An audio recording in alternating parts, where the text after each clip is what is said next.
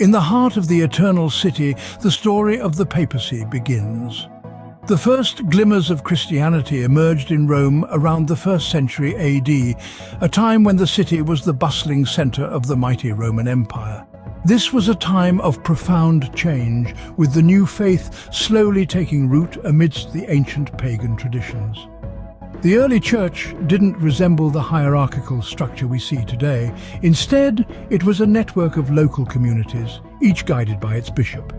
These leaders, who were often chosen by their congregations, worked independently but collaboratively, sharing the teachings of Christ with their congregations. Yet, even in these early days, Rome held a certain significance. As the heart of the empire, the city was a hub of political, economic and cultural life.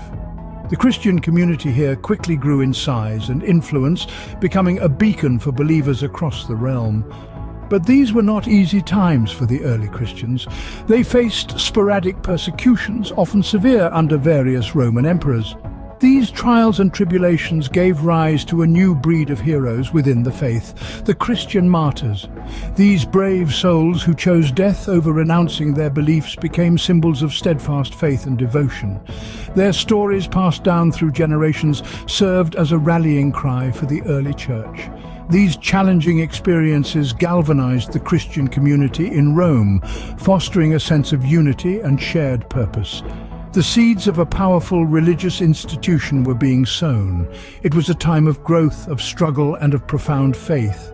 And from these humble beginnings, a religious institution of unparalleled influence was about to take shape. As centuries passed, the Bishop of Rome began to command greater respect. The city of Rome, once the heart of a mighty empire, held a symbolic significance that was not lost on its Christian inhabitants. The bishop's seat in this historic city naturally carried a certain prestige. But it wasn't just the political importance of Rome that elevated the bishop's status. As a custodian of early Christian traditions, the Bishop of Rome had a crucial role. The city was a living link to the apostles, and the bishop was seen as a guardian of this sacred heritage, a responsibility that carried considerable weight within the Christian community. In addition, the Bishop of Rome often found himself in the role of a peacemaker, settling disputes among Christian communities.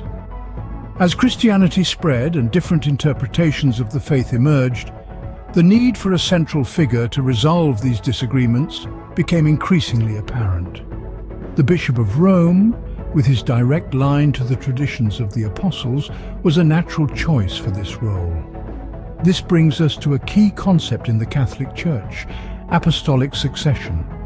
This is the belief that the Pope, as the Bishop of Rome, is a direct successor to St. Peter, who was chosen by Christ himself to lead his church. This idea gave the Bishop of Rome an authority that was unique among Christian leaders. With apostolic succession as the cornerstone, the Bishop of Rome gradually transformed from a local religious leader into a figure of great influence. This was a time of change for the Christian community.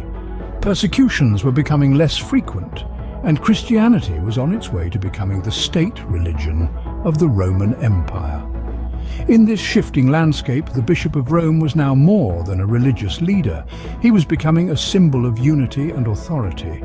With the fall of the Roman Empire, a new power was about to rise.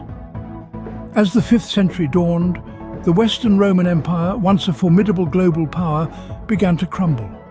Invading barbarian tribes, internal corruption and economic decline heralded the empire's end. But as one power fell, another was waiting in the wings, ready to take its place. The Bishop of Rome, a position already imbued with considerable influence, was about to step into the vacuum left by the fallen empire.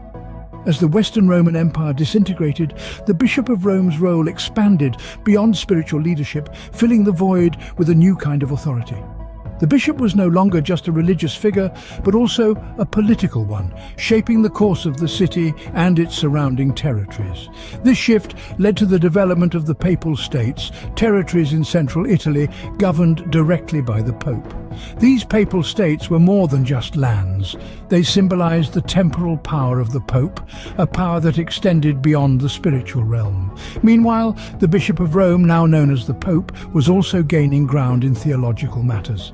The Council of Nicaea in 325 AD had already set a precedent, with the bishop playing a crucial role in settling disputes about Christian doctrine. Now, with the fall of the Roman Empire, the Pope's authority in these matters grew. He was not merely a participant in theological debates, but often the final word. The Pope's influence, both temporal and spiritual, would continue to grow in the centuries that followed, shaping the course of history in ways that the crumbling Roman Empire could scarcely have imagined. The Papacy, a new power born from the ashes of the old, was ready to make its mark on the world. Out of the ashes of the fallen empire, the Papacy emerged, ready to shape the course of history. The Middle Ages saw the Papacy reach the zenith of its power. A significant backdrop to this was the investiture controversy, a power struggle between the popes and Holy Roman emperors over who had the authority to appoint church officials. This tussle was a pivotal moment in the history of the Papacy, as it underscored the Church's independent spiritual authority, challenging the notion of a state-controlled church. Into this fray stepped powerful popes like Gregory VII. Gregory was a reformer, a man who believed ardently in the separation of church and state. He championed clerical celibacy, fought against simony, and was unafraid to excommunicate even emperors who crossed him. He was a pope who dared to challenge secular authority, and in doing so, reshaped the papacy's role and its relationship with secular rulers. The Middle Ages also saw the papacy sanction military expeditions known as the Crusades. The Crusades were attempts to reclaim the Holy Land from Muslim control, and they marked a new phase in the Church's power. The Pope was no longer just a spiritual leader, but a commander of armies, a role that further amplified the reach and influence of the papacy. Yet the papacy was not immune to political maneuverings. The Avignon papacy, a period in the 14th century when the popes resided in France, is testament to this. It was a time of great political intrigue, with the papacy falling under the influence of the French monarchy. The period is often seen as a low point in the history of the papacy, a stark contrast to its earlier heights. Yet, even as the papacy flexed its muscles, winds of change were blowing across Europe. The close of the Middle Ages would herald a new era, one that would challenge the very foundations of papal power. But that, dear listeners, is a tale for another time.